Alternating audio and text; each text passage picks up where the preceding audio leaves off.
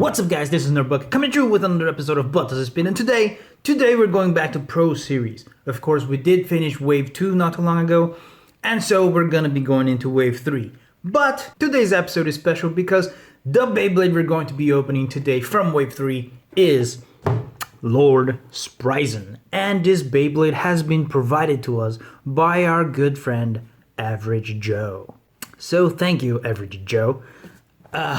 I very much appreciate it, and because he has provided this, from now on, every time Lord Spryzen battles, it will be representing Average Joe in his battles. Whether be it in tournament videos, or whether it's a review of another Beyblade, but we use Lord Spryzen in the battle. Whenever he appears in any video, I will be mentioning Average Joe, and the avatar that I drew for him right there will be appearing as well. So yeah, it will be a nice little fun thing for us to do, and in case we do get enough Pro Series to do a tournament, then it will be as if there are actually more people participating in the tournament. So yes, let's open this baby up and see whether it spins. Interestingly enough, this is the very first Pro Series Beyblade that I see where the stats don't go over the limit. That said, we do know it's a Spryzen, so we do know he can change modes and all that, which is fantastic.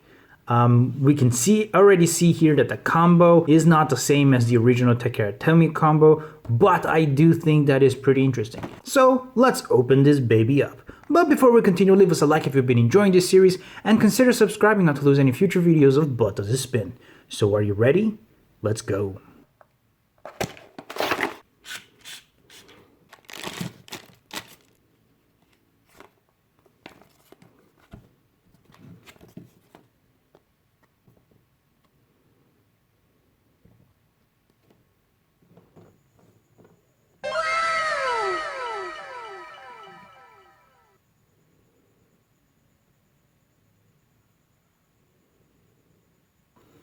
And here we are with everything out of the box. And of course, let's take a look at the manual first. You do want to do that because not only will they tell you how to assemble your Beyblade, but also how to put the stickers on. In Pro Series, it will also have the QR code here somewhere. There you go. There's a QR code for your Beyblade. But also they will tell you how to launch it and the rules for the battles. So it's always a good thing to start with a manual. Even though I skip that part a lot in my channels, it is always good to check. And of course, let's take a look at the light launcher that came with it. This is blue because it is the left spinning one, which is kind of interesting because Spryzen, as we all know, can change modes. It's interesting that they would add just a left launcher instead of a left and right. I do realize that they haven't launched any left and right launchers for the Pro Series, so it might just be them giving us what they have least of so that we can have another left spin, I guess, because most of them are right spinning ones. So they assume that we will have a right spinning one for the Spryzen if you do change mode, which we do, but still a little sad that they are limiting it to a left mode for people who are only getting the Lord Spryzen. But it is what it is. It's always nice to have another left launcher. The ripcord did come super bent, which I don't enjoy very much, but were you to straighten them out by placing them on a heavy book, under a heavy book or something, they do tend to be a lot smoother when it's not as curved, and I do like it quite a bit. The performance is definitely better than a normal ripcord launcher from the Hasbro lines, but of course, string launchers tend to be better than these. But it's a very decent, very good launcher. Now moving on to the Beyblade itself, it is the Lord layer with the Spryzen chip. And right off the bat, as you can see, it is very beautiful. I do love the colors of gold and red. Fantastic. But as you can see, it does not have those metal weights that the other GT bays have. Instead, they do have this metal parts are fused to the layer to give it that weight that it needs. But it doesn't have any separate weights that you can exchange to customize like the other GT bays. You can also see that this main piece here, this blue part, is also different. It is not metallic like the other weight stuff, and that is because this is what will change the mode. Unlike the other Spryzens and Spriggans before this, you can change its mode just with your finger like that. This, as you can see, the pointer is on L. I don't know if you can see it. Let's try to focus there. There is an L. Putting it on that way, it is on left spin mode, and then just switching it back, it's on right spinning mode. So this was a lot easier. It's not as complex. You don't need a tool to change it, which is interesting because later on you do know that we do have to have the tool again to change it with Astral Spriggan. But you know, it is what it is. This is very nice. This is very cool. And looking at from below, you can see that these parts in red, are not really plastic. They're kind of clear. They're kind of softer. That's because they're rubber. And as you can already see, it is not a perfectly circular blade. It is kind of oval, and oval with rubber parts. What does that remind you of? Yes, it does remind us of Judgment Joker, right? So we do know that its attack will be pretty strong. If it is as heavy, I'm not too sure, but you can see that it does have this part here, which will be a pretty strong attack, making it so that if you do leave it on right spin, its attacks will be pretty good, similar to Judgment Joker's in a way. Maybe not as prominent of an attack, but still, if you do it a left spin, then its attack will be on the plastic part, which can make it hit somewhat harder, but it won't have friction with the blade of the opponent, so it might not push them as far or move them as much as it would with the rubber part. But yeah, you know, not much else to say about this. It is a beautiful blade. It is a decent blade. I do like it quite a bit. Not only aesthetically, but it makes you have a more flexible way of play. You definitely can see that the teeth are not that bad at all either. It does only have 3 teeth on it because of the mode exchange thing, which kind of serves as a teeth as well, I guess, but not as good. So yeah, it could burst somewhat easily, but it's a very flexible blade because then you can change modes on the go to better adapt against your opponents. Very cool, very nice, and very beautiful.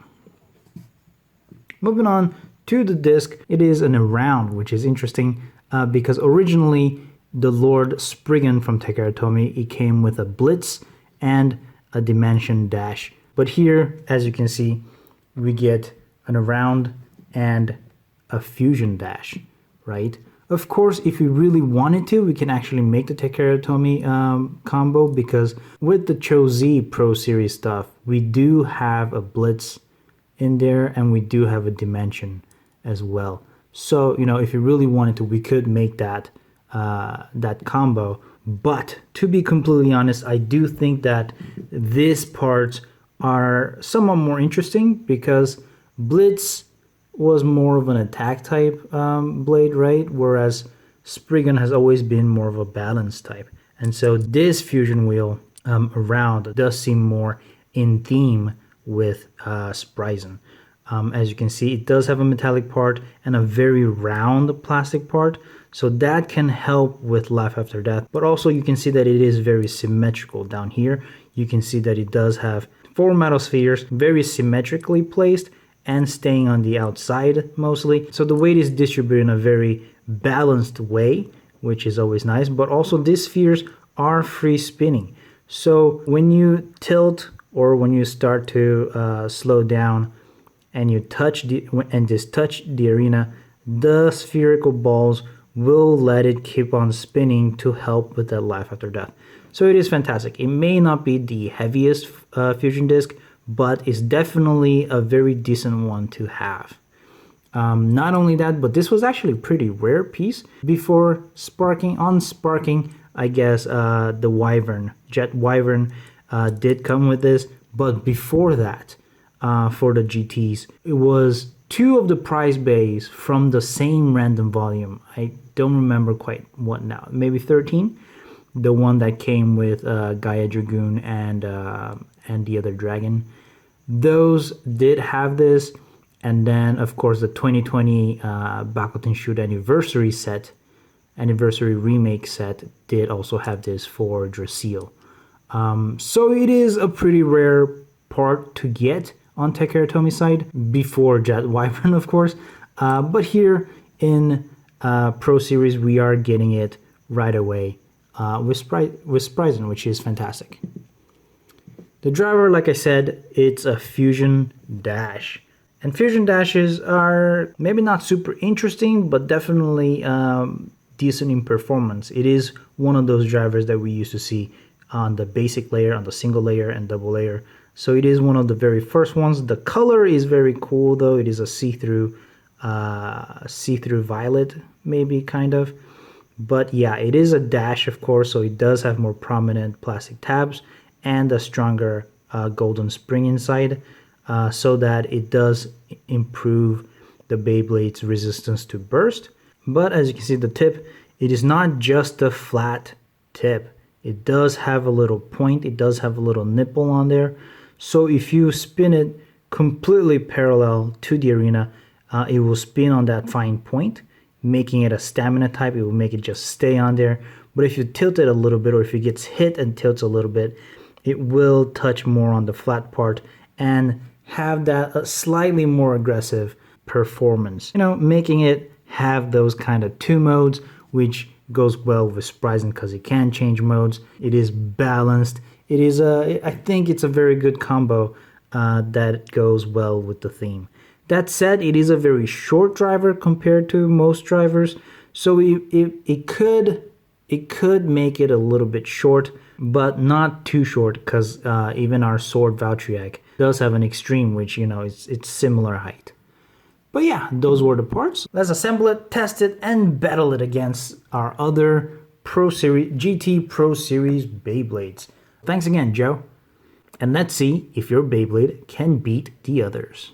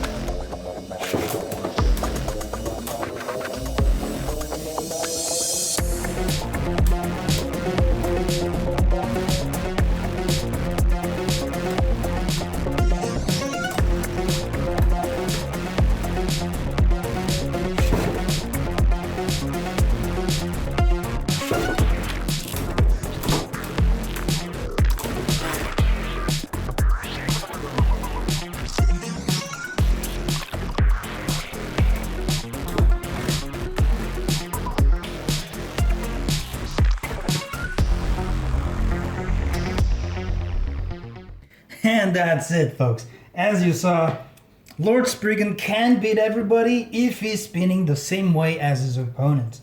When he was spinning left, he beat both Fafnir and Spy Luinor.